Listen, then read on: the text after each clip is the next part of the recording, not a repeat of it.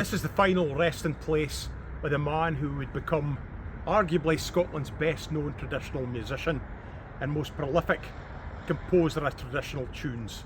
His legacy lives with us to this day. His name was James Scott Skinner, better known as the Strathspey King.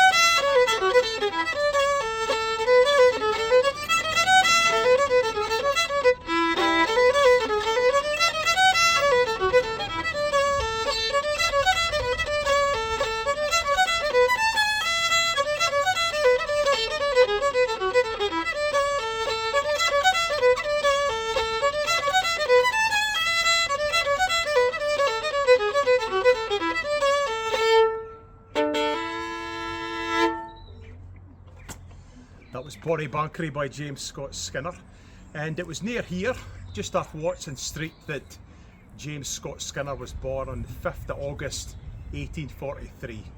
Then I look for the house because it's not here. In fact, it was actually away during Skinner's lifetime, but this is as close as you can get to the actual place.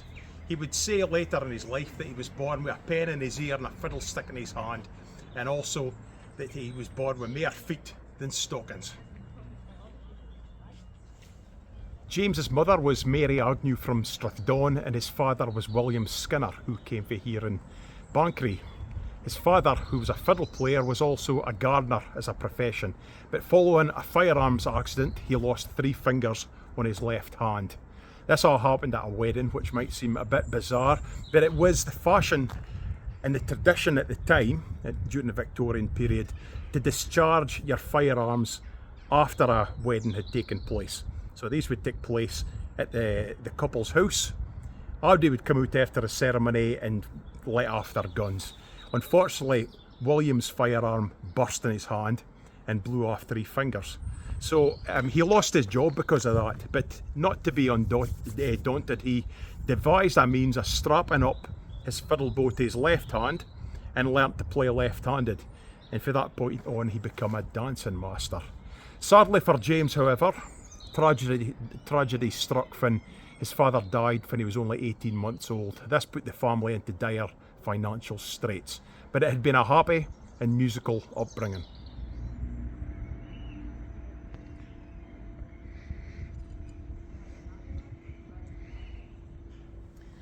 We're in Scott Skinner Square in Banchory, and it might not be readily obvious what this is up here, but this art on top of the poles is inspired by James Scott Skinner's music, namely his tune Bonnie Banchory, because we're in Banchory. And what this is a physical representation of the, well, if you go to the studio and you see the sound bars in the studio, I played it into the studio at the Millerhern. They took that image of the graphics and they turned it into something physical. So that's actually a physical representation of Bonnie Banchory. At the age of 9, James was sent to live in Aberdeen with his sister Annie as he was attending Connell's school. He would never live in Banchory again, but he would always remember the town he was birthed fondly and returned to Banchory regularly. It's fair to say that Skinner left his mark on Banchory, but perhaps his greatest legacy was the founding in 1932 of the Banchory Spain Real Society, which was founded to promote Skinner's music and legacy. We join them now at their practice night for a few Skinner tunes.